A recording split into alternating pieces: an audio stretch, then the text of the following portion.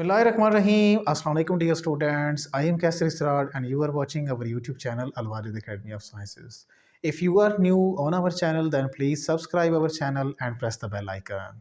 Let us start now our lecture number 9 in which I am discussing here the numerical problem number 1 in which that data is given in such a way that there are the two masses which are the identical masses. Identical masses having the mass equals to 10 gram. अब आपको एक बात पता है भाई, जब 10 ग्राम mess given है तो आपने उसको किलोग्राम में कन्वर्ट करना है। हमेशा याद रखिएगा, आपने इसको क्या करना है, किलोग्राम में कन्वर्ट करने के लिए आपको ग्राम से अगर किलोग्राम में जाना है तो 1000 पे डिवाइड करना होगा। जैसे ही 1000 पे डिवाइड करेंगे तो यहाँ से एक ये ज़ीरो कैंसिल हो जाएगा, 1 डिवाइडेड बाई 100 आ जाएगा, तो इसका आंसर आएगा 0.01 kg। यहाँ पे दो मैसेज हैं और दूसरे नंबर पे यहाँ पे दो चार्जेस गिवन हैं। अब यहाँ पे जो चार्जेस हैं वो है माइक्रो कूलम में। माइक्रो आपको पता है वो होता है 10⁻⁶ कूलम के बराबर। डिस्टेंस उन दोनों के दरमियान जो है वो गिवन है वो 10 सेंटीमीटर्स है और सेंटी कितना होता है 10⁻⁻2 मीटर्स। अब यहाँ पे बात ये कही गई है कि आपने क्या करना है, आपने इलेक्ट्रिक फोर्स और ग्रेविटेशनल फोर्स दोनों का कंपैरिजन निकालना है। तो सबसे पहले हम यहाँ पे इलेक्ट्रिक फोर्स को फाइंड आउट करेंगे। तो आपको पता है कि इलेक्ट्रिक फोर्स को फाइंड आउट करने के लिए यानी चार्जेस के दरमियान जो फोर्स होती है उसको फाइंड करने के लिए हम यहाँ पे कूलम्स लॉ को अप्लाई करेंगे। तो यहाँ हम सबसे पहला जो स्टेप है सोल्यूशन में वो लिखेंगे according to Coulomb's law. According to Coulomb's law, Coulomb's law के मुताबिक F किसके बराबर होता है, electric force becomes equals to K Q1 Q2 divided by R square which will becomes equals to K। यहाँ पे क्या है, K यहाँ पे कांस्टेंट है और कूलम्स कांस्टेंट की जो वैल्यू है वो होती है 9 into 10⁻⁹ multiplied by charge Q1 और Q2 मैंने बताया था क्योंकि आइडेंटिकल चार्जेस हैं, दोनों के ऊपर सेम वैल्यू होगी। पहला बीज जो है वो है 20 इंटू 10⁻⁻6 और दूसरा Q2 है। तो Q2 की जो वैल्यू है वो भी कितनी है सर, वो भी इतनी ही है, मींस 20 इंटू 10⁻⁻6 के बराबर। और डिवीजन में इनके दरमियान क्या है, डिस्टेंस है। सर डिस्टेंस कितना है इनके दरमियान, वो है 10 मल्टीप्लाइड बाय 10⁻⁻2 और उसका क्या आ जाएगा स्क्वायर। तो जैसे ही हम यहाँ पे इनको मल्टीप्लाई करेंगे तो 20 को 20 से मल्टीप्लाई कर दें, 400 आगे जो 9 है उससे मल्टीप्लाई कर दें, तो जितना भी आंसर आता है वो हम यहाँ पे लिख देंगे। फॉर एग्जांपल इनको हम 10 की पावर्स में कन्वर्ट करते हैं ना, तो 9 मल्टीप्लाइड बाय 20 मल्टीप्लाइड बाय 20, यानी इनको 20 को अलग कर लिया, 10 की पावर्स को हम कर लेंगे यहाँ पे अलग। जैसे ही अलग करेंगे तो 10 की पावर एक है 9। हमें पता है जब बेस एक जैसी होती हैं मल्टीप्लिकेशन में तो पावर्स आपस में ऐड हो जाती हैं। तो ये भी 10⁻⁻6 है, अगली भी 10⁻⁻6 है, इनको सबको इकट्ठा कर लेंगे।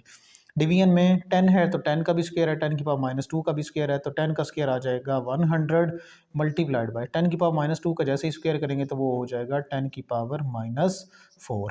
इसको सॉल्व कर लीजिएगा तो ये आंसर जो भी आता है, चलें इसको मल्टीप्लाई करते हैं। 400 को 9 से जैसे ही मल्टीप्लाई करेंगे तो वो आ जाएगा 3600। 3600 क्या, उसको लिखेंगे 36 इंटू 10⁻2 और यहाँ पे जो बनती हैं 10 की पावर्स वो क्या है, चले मैं उसको डायरेक्टली ऐड कर लेता हूँ। -6 -6 -12 हो जाएगा।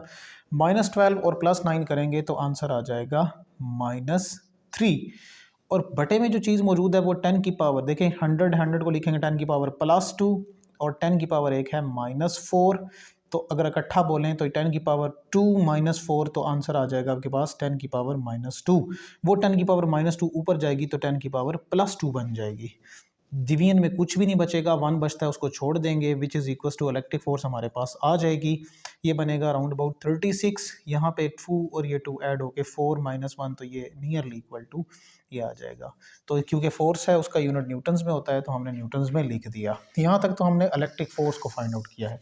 अब हम फाइंड करते हैं इलेक्ट्रिक फोर्स यानी कूलम्स लॉ के बाद ग्रेविटेशनल फोर्स यानी फोर्स ऑफ ग्रेविटेशन। तो वो फाइंड आउट करने के लिए हम यहाँ पे अप्लाई करेंगे according to law of gravitation. Law of gravitation यानी न्यूटन्स लॉ ऑफ ग्रेविटेशन के मुताबिक F इज इक्वल्स टू ये बराबर होता है G m1 m2 divided by क्या आ जाएगा R का square which is equals to which is equal to, ये है ग्रेविटेशनल कांस्टेंट, इसकी वैल्यू आपको पता है 6.673 इंटू 10⁻⁻, आ जाती है -11 मल्टीप्लाइड बाय, आगे क्या है, दो मैसेज हैं, एक है मैस m1 की वैल्यू है 0.01, m2 की वैल्यू भी 0.01 है। जब वो दो दफ़ा आएगा तो बजाय इसके कि मैं 0.01 को दो दफ़ा लिखूँ, मैं लिख देता हूँ उनका स्क्वायर, ऐसा पॉसिबल है। डिवीजन में क्या आ जाएगा, दोबारा आर की वैल्यू सर कितनी थी, 10 इंटू 10⁻⁻², तो इसका क्या आ जाएगा, स्क्वायर। तो आपको क्या करना है, इन दो को मल्टीप्लाई करना है, इसके नीचे डिवाइड करना है, जो भी आंसर आएगा वो लिख दीजिएगा, वो न्यूटन्स में यहाँ पे आएगा, उसको हम लिख देंगे। उसके बाद हमने क्या करना है, हमने बेसिकली इन दोनों का कंपैरिजन क्योंकि निकालना था, मींस इलेक्ट्रिक फोर्स और ग्रेविटेशनल फोर्स, इन दोनों का डिवीजन। दोनों को निकालने के लिए सबसे पहले इलेक्ट्रिक फोर्स जितनी भी आती थी वो 360 न्यूटन्स के बराबर थी। दूसरे नंबर पे मैंने कहा इसको सॉल्व कर लीजिएगा, इसका जो भी आंसर आता होगा उसको यहाँ पे रिप्रेजेंट कर देंगे। तो वो राउंड अबाउट 6.673 इंटू 10 समथिंग होगा, यहाँ से सॉल्व करने के बाद पता चल जाएगा। जब इन दोनों को करेंगे डिवाइड, तो डिवाइड करने पर इनका आंसर आ जाएगा 5.4 round about 10⁻14 I think so.